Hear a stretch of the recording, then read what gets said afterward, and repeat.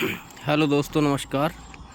आज मैं आपको दिखाऊंगा जो प्रकृति के पानी के स्रोत हैं, जो कि गर्मी सर्दी कोई भी मौसम उसमें चले रहते हैं। ये देख लें आप प्रकृति का नज़ारा पहले।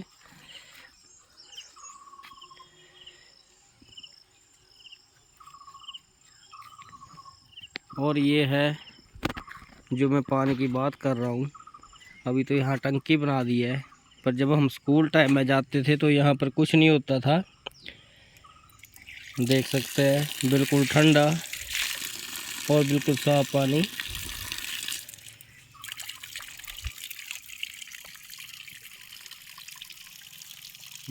बिल्कुल नेचुरल वाटर है ये, देख सकते हैं आप।